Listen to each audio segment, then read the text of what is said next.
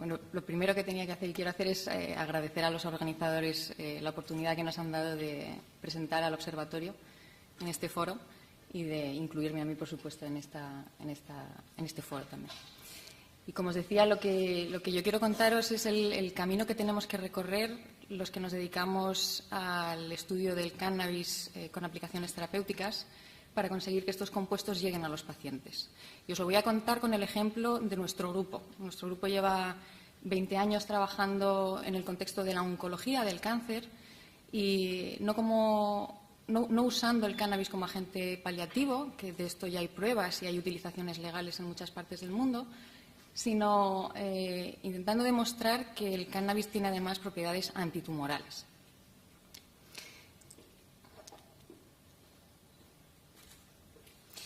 Cuando uno quiere demostrar a la comunidad clínica que tiene un compuesto entre manos con actividad terapéutica, lo que tiene que hacer es seguir una serie de pasos que son los que hemos dado nosotros en el caso del cáncer, que os he esquematizado en esta diapositiva. Uno empezaría utilizando en el laboratorio modelos muy sencillos de cultivos celulares, si es que hay modelos para esa patología. Imaginad, por ejemplo, que queremos demostrar que un compuesto es antiinflamatorio. Lo primero que haría uno sería utilizar ese compuesto en cultivos de células de nuestro sistema inmune para ver si, cuando entran en contacto con este compuesto, liberan sustancias antiinflamatorias. Si la respuesta a esa pregunta es sí, entonces nos moveríamos al siguiente paso en la investigación, que serían los modelos animales. Utilizaríamos modelos animales de inflamación, trataríamos a estos animales con ese compuesto que creemos que es antiinflamatorio y analizaríamos su respuesta. Si la respuesta es antiinflamatoria, daríamos por terminada lo que llamamos la investigación preclínica y nos moveríamos a los humanos. Realizaríamos estudios clínicos, lo que se denominan estudios clínicos. Primero, en individuos sanos, para comprobar que ese compuesto en estudio no tiene efectos tóxicos, y a continuación en pacientes reales, para comprobar que todo lo que hemos visto en nuestros modelos preclínicos se reproduce también en humanos. Una vez que conseguimos demostrar esto, entonces estamos en condiciones de hacer accesible ese medicamento, esa medicina, ese agente terapéutico para el resto de los pacientes, un acceso universal a ese medicamento. En el caso de los cannabinoides o del cannabis tenemos que pasar por todas estas etapas y, como os digo, yo os voy a contar lo que nosotros hemos estado viviendo, estamos viviendo ahora y queremos hacer en el futuro en el contexto del cáncer. En este caso, y como para el resto de medicamentos, por supuesto, tenemos que demostrar dos cosas. Primero, que los compuestos son activos, en nuestro caso, que tienen actividad antitumoral. Y segundo, y muy importante, y cuando uno trabaja con cannabis mucho más, que son compuestos seguros. Mucho más no lo digo por nosotros, lo digo por la comunidad médica. Con respecto a la primera pregunta, ¿tienen efectos antitumorales los cannabinoides? Bueno, pues empezando por la primera etapa de esa diapositiva anterior que os he mostrado, nosotros comenzamos a intentar responder esta pregunta en cultivos celulares. Esas células que veis a la izquierda, estas de aquí, son células de glioblastoma humanas. Son células de un tipo de tumor cerebral que es extremadamente agresivo, que nosotros crecemos en placas de plástico. A la izquierda tenéis estas células cuando están creciendo normalmente y cuando nosotros las tratamos con cannabinoides, en este caso THC, lo que observamos es esta imagen de la derecha, que como veis no tiene nada que ver con la de la izquierda. Las células están despegadas de la superficie de plástico, están redondas y están refringentes. Todo eso son señales de muerte. Las células se están muriendo en respuesta al THC. Esto es lo que nosotros observamos en el laboratorio. Estas fotos están hechas en 1998 y otros grupos de investigación y el nuestro propio en otros tipos de células tumorales hemos visto siempre la misma respuesta. Cuando uno trata células tumorales con cannabinoides, no solo con THC, con CBD y con algunos otros de la planta, uno, en cultivos celulares, obtiene siempre esta respuesta. Tenemos actividad antitumoral en los modelos más sencillos, preclínicos. El siguiente paso es moverse a un entorno más fisiológico. Y cuando uno, en preclínica, habla de un entorno más fisiológico, habla de modelos animales, en este caso de cáncer. Y los modelos animales de cáncer tienen distintos niveles de complejidad. Lo más sencillo que uno puede hacer para analizar si un compuesto tiene actividad antitumoral es inyectar células tumorales del origen que sean, de tumores cerebrales, de tumores de mama, del origen que sean, debajo de la piel, en el lomo de ratones inmunodeficientes. Ese sería el ejemplo que tenéis esquematizado aquí en la izquierda. Esas células crecen en ese organismo debajo de la piel. Lo que veis aquí, estas masas son tumores cerebrales, son células de tumores cerebrales humanas que han crecido en el lomo de estos ratones inmunodeficientes. Cuando nosotros tratamos estos animales con THC, lo que observamos es una reducción, como podéis ver comparando esta masa con esta masa, del crecimiento tumoral. Pero no solo eso, sino que si comparáis en la parte de abajo de la diapositiva el color de estas dos masas tumorales, este es el tumor de este animal y este es el tumor de este animal, veis que los colores no tienen nada que ver. El de la izquierda está rojo y el de la derecha está blanquito. El de la izquierda está irrigado, tiene un montón de vasos sanguíneos que están dando de comer a la masa tumoral, lo que le está permitiendo crecer. El de la derecha no tiene esa irrigación. Estamos bloqueando no solo el crecimiento de los tumores, sino también un proceso que es extremadamente importante para los tumores para crecer, que se denomina angiogénesis.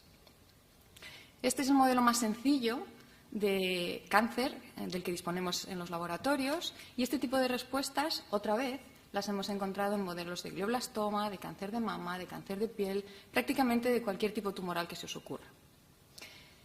Pero si pensáis en los pacientes, evidentemente no generan tumores debajo de la piel, no generan tumores cerebrales debajo de la piel o no generan tumores de mama debajo de la piel.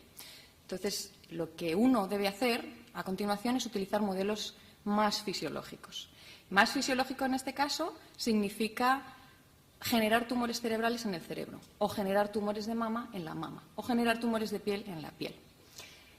Lo que hicimos nosotros, y os estoy hablando del año 2000, en las imágenes de la derecha, fue generar tumores cerebrales en cerebros de ratas, en este caso. Podéis ver en esta imagen esa masa blanca que correspondería a un tumor que nosotros le hemos generado a la rata. Y a la derecha tenéis esa misma rata después de un tratamiento con THC. Y como veis, la masa tumoral ha desaparecido. Hay una pequeña mancha blanca aquí que corresponde a la cicatriz de la aguja con la que nosotros inyectamos el THC. Pero el tumor ha desaparecido. Esto es un modelo que nosotros llamamos ortotópico. El primero de la izquierda es ectópico porque el tumor está generado fuera de la localización original. El segundo se llama ortotópico porque está generado donde se originaron esas células tumorales. Pero, de nuevo, pensando en los pacientes, la gente no genera tumores porque nadie les inyecte células tumorales. Los tumores se generan de manera espontánea. Y existen modelos animales en los que la generación de tumores se produce también de esta misma manera, de forma espontánea. Concretamente, nosotros en el laboratorio hemos utilizado este modelo que tenéis en la diapositiva, que se llama MMTV-NEU. El nombre es completamente irrelevante. Lo importante de este modelo es que ha sido manipulado genéticamente en los primeros estadios de su desarrollo para sobreexpresar esa proteína que se llama NEU, que es un oncogen. Es una proteína que hace que nuestras células proliferen sin control. Como consecuencia de esta manipulación, las hembras, y solamente las hembras, generan tumores de mama espontáneamente cuando alcanzan la pubertad o a partir del momento de la pubertad. Y como podéis ver en esta gráfica en la que representamos cuántos animales hay sin tumores, y veis que con el tiempo ese número va cayendo, el periodo de latencia, es decir, el tiempo que tardan los animales en generar los tumores, es muy largo. Y esto es muy interesante, no para mis becarios que se tiran meses y meses y meses haciendo los experimentos, sino para la comunidad médica, porque mimetiza muy bien lo que ocurre en las pacientes reales. No nos interesa tener modelos en los que los tumores aparecen muy rápido y crecen muy rápido, porque esto no es lo que pasa en las pacientes. Entonces, este modelo es muy interesante porque no solo los tumores se generan espontáneamente, sino que lo hacen después de periodos de latencia muy largos. Y además, este modelo tiene otra característica, y es que acaban generándose en aproximadamente el 70% de los animales metástasis en los pulmones, cosa que también ocurre en las mujeres. Bueno, por todas estas características que os he resumido, este modelo en concreto, MMTV-NEU, es un modelo muy robusto, muy bien aceptado entre la comunidad clínica de cáncer de mama de un subtipo particular que se denomina HER2 positivo metastásico. Lo que nosotros hicimos con estos animales fue someterles a un tratamiento con THC 3 veces a la semana durante 3 meses. Y lo que observamos fue lo siguiente. En primer lugar, que, como en los modelos ectópicos y ortotópicos, el THC disminuía el crecimiento tumoral. En este panel de la izquierda tenéis cómo crecen, estamos representando volumen tumoral, el tamaño de los tumores, frente al tiempo. Y veis que a medida que pasa el tiempo, los tumores van aumentando de tamaño y lo hacen de manera exponencial. A la derecha tenéis el comportamiento de los animales que han recibido tratamiento con THC. Y como podéis ver, sus tumores crecen muchísimo más despacio. Pero no solo eso, el THC además reduce la generación de tumores. Los ratones y las ratas tienen, las hembras, bueno, los machos también, las hembras tienen 10 mamas y todas y cada una de ellas son susceptibles de generar tumores. Lo que nosotros observamos fue que mientras en la población que no recibía THC, lo que nosotros llamamos población control, el 40% de los animales tenía 4 o más tumores por animal. En la población que recibía el tratamiento con THC, nunca encontramos un animal con 4 o más tumores, ninguno, y el 50% tenían solamente uno. Es decir, el THC está no solo reduciendo el crecimiento de los tumores, sino también previniendo la aparición de tumores. Y muy importante también, el THC estaba reduciendo el porcentaje de animales que desarrollan metástasis en los pulmones. Como sabéis, la principal causa de muerte asociada a cáncer no son los tumores primarios, sino este tipo de lesiones, las metástasis. Y el THC conseguía no solo afectar a la primera parte de la progresión de la enfermedad, que es la más relacionada con el crecimiento tumoral, sino también a los estadios más tardíos que implican la generación de nuevas masas tumorales en localizaciones distintas, lo que se llama metástasis. Otra cosa muy importante que hemos descubierto a lo largo de estos años, y esta diapo resume más de 15 años de trabajo, sobre todo de mi compañero de laboratorio y su grupo, Guillermo Velasco. Como os decía, una cosa muy importante es que sabemos con bastante detalle qué es lo que pasa dentro de la célula tumoral cuando es expuesta al THC. Conocemos con cierto detalle el mecanismo de acción del THC. Cuando uno se dirige a los médicos y les dice que tiene un compuesto antitumoral entre manos, si no le explica cómo funciona ese compuesto, no te va a escuchar. Bueno, pues nosotros tenemos argumentos científicos que les muestran a la comunidad clínica cómo funcionan estos compuestos. En resumen, y no perdáis el tiempo leyendo nombres, lo que nosotros hemos descrito es que los cannabinoides se unen a los receptores específicos de cannabinoides que tenemos en nuestras células, que se denominan CB1 y CB2, y esta unión produce la activación de un montón de proteínas dentro de la célula que convergen en la inactivación, en el apagamiento de esta proteína de aquí, que se llama AKT. AKT es la proteína que regula la supervivencia de las células. Lo que está haciendo el THC y lo que hacen otros cannabinoides es apagar a esta proteína. Es decir, estamos apagando a quien hace que estemos sobreviviendo. Y el apagamiento o la inactivación de AKT desencadena una serie de respuestas celulares dentro de la célula que se denominan autofagia. Con ese nombre creo que es fácil entender que significa autocanibalismo, la célula se come a sí misma, y apoptosis, que sería una forma más o menos científica de decir suicidio celular. Y todo esto, por supuesto, desemboca en la muerte de las células tumorales. Y es muy importante también que esto lo hemos descrito no solo en células de glioblastoma, que son en las que hemos hecho la mayor parte de nuestro trabajo, o cáncer de mama, que es donde también hemos realizado mucho trabajo, sino en básicamente todos los tipos tumorales con los que no solo nosotros, sino otros grupos hemos trabajado. Cáncer de páncreas, rhabdomyosarcomas, que son muy agresivos, leucemias, cáncer de próstata, cánceres de piel, etc. Bueno, como veis, os he enseñado, por supuesto, un 1% o menos de la evidencia preclínica que tenemos que sostiene que los cannabinoides tienen efectos antitumorales en modelos preclínicos de cáncer. Por supuesto, tenemos que demostrar que los compuestos son seguros y tenemos que demostrarlo a los mismos niveles a los que hemos demostrado eficacia. Y tenemos pruebas a nivel preclínico de que los cannabinoides son compuestos seguros. En lo que respecta a los cultivos celulares, tenemos muchas pruebas que nos dicen que solamente las células tumorales mueren en respuesta a la exposición a cannabinoides. Este sería un ejemplo de lo que os digo. En amarillo Bueno, en esta gráfica lo que representamos es la viabilidad celular. ¿Cuántas células en nuestros cultivos están vivas? 100% significa todas ellas están vivas, 0% significa hemos matado a todas las células de nuestro cultivo. Y cada una de estas barras corresponde a una línea celular. La amarilla es una línea celular de epitelio de mama sano, no canceroso. Y el resto de las barras, azules y verdes, corresponden a distintas líneas tumorales de mama, distintos tumores de mama. Y como veis, solamente las líneas tumorales disminuyen su viabilidad cuando son expuestas a cannabinoides. Esto lo hemos visto, insisto en el mensaje, en mama, en tumores cerebrales, en cánceres de piel. Algo tienen las células tumorales, todavía no sabemos lo que es. ¿Qué es lo que tenemos que hacer a continuación? Movernos al entorno humano. ¿Se ha hecho algo en humanos hasta ahora? Bueno, pues se ha hecho algo y lamentablemente muy poco. Este es un estudio en el que nuestro grupo participó en el año 2006, estoy hablando de hace 10 años. Un estudio, un pequeño ensayo clínico piloto con solo 9 pacientes que se llevó a cabo en el Hospital Universitario de La Laguna, en Tenerife, con pacientes con glioblastoma, este tumor cerebral tan agresivo, recidivado, eran pacientes que estaban desahuciados.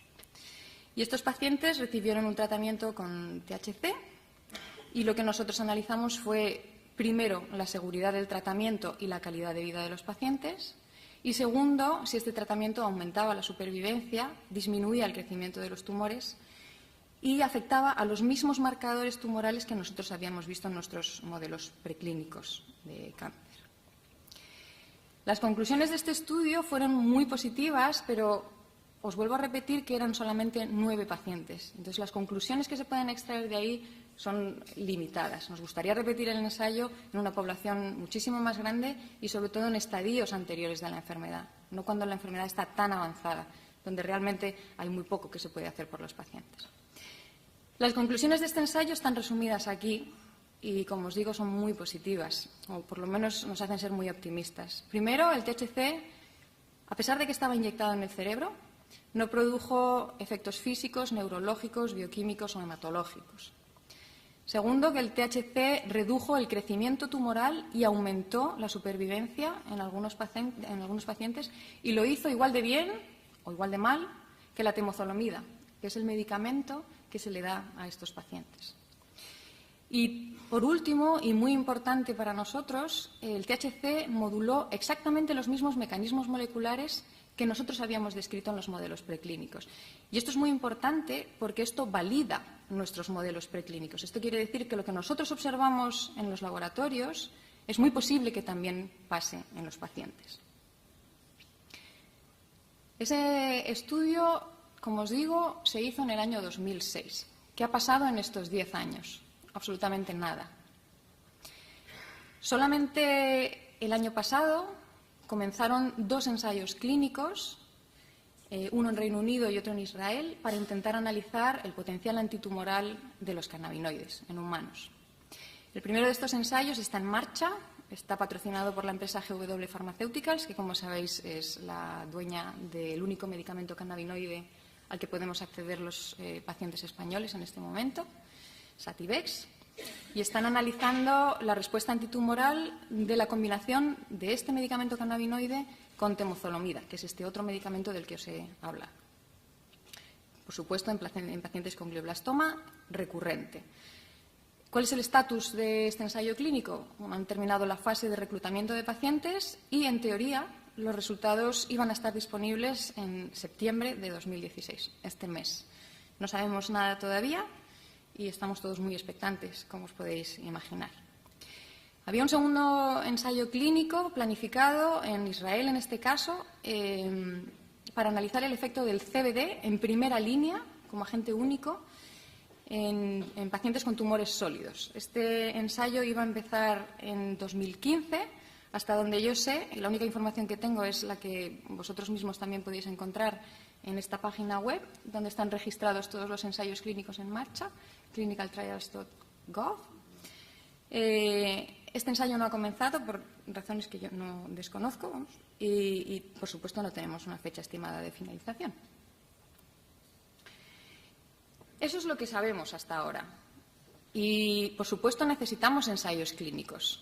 Y estos ensayos clínicos sabéis que cuestan muchísimo dinero y, lamentablemente, las únicas fuentes de esas cantidades de dinero son las empresas farmacéuticas, las grandes empresas farmacéuticas. Entonces, nosotros ahora tenemos varias opciones. Podemos esperar a que las empresas farmacéuticas decidan hacer más ensayos clínicos, y eso lo tenemos que hacer, pero podemos extraer información clínica relevante de otras fuentes. Y podemos ir a muchos sitios a extraer esa información clínica. Por ejemplo, os voy a hablar de un par de ejemplos nada más. Hay países o hay sitios en el mundo donde el cannabis medicinal lleva siendo legal un montón de años. Uno de esos ejemplos es California. Y en California los pacientes tienen derecho y tienen acceso a cannabis para tratar sus dolencias. Entre ellos, por supuesto, los pacientes oncológicos. Hay miles de pacientes oncológicos en California que llevan años tratando sus tumores con cannabis. Por desgracia, nadie está recogiendo esa información y la estamos perdiendo. Pero hay una excepción habrá más, pero esta la conozco muy de primera mano, a esta regla. Hay un grupo de gente en California, este grupo de aquí es una asociación sin ánimo de lucro, fundada por estas dos personas, que van a estar Mara va a estar en el evento que organiza el Observatorio en Madrid el martes que viene. La diferencia entre este grupo y el resto es que ellos, desde hace 5 años, tratan a todos sus pacientes como los tratamos en el sistema sanitario español o en cualquier otro sistema sanitario estandarizado. Ellos hacen un registro exhaustivo de pacientes. Los pacientes tienen que contestar hasta 300 preguntas para ser pacientes de esta asociación. Se les hacen tratamientos personalizados y se les ofrecen productos estandarizados. Y lo más importante de todo esto, se hace un seguimiento de todos y cada uno de los pacientes, un seguimiento exhaustivo. Como consecuencia de todo esto, este grupo tiene un montón de datos clínicos que nos van a permitir saber si esos tratamientos están funcionando o no están funcionando. Otra fuente de información clínica viene de países donde el contexto legal no es tan favorable como en California. En Chile, por ejemplo, quiero destacar la labor de Fundación Daya. Ana María Gazmuri está sentada en la mesa, su marido cofundador de la fundación está sentado por allí detrás. Está haciendo una labor, a mi juicio, increíble, ayudando a pacientes, y están también generando información clínica que nos va a permitir saber si estos tratamientos funcionan o no funcionan, sin necesidad de esperar a los grandes ensayos de las grandes empresas farmacéuticas. Y en todo este contexto es donde nace el Observatorio Español de Cannabis Medicinal. Nosotros, como os ha contado Carola, lo que queremos es servir de plataforma de información para médicos, políticos, legisladores, sociedad civil, para que entre todos consigamos que el acceso a estos medicamentos sea universal, que lleguemos a esa última parte de la diapositiva que os ponía al principio. Y en eso estamos ahora mismo y para eso hemos organizado, entre otras cosas, el evento del martes que viene. Y nada más, con esto termino. Si tenéis alguna pregunta, al final de las presentaciones las contestaremos. Muchas gracias.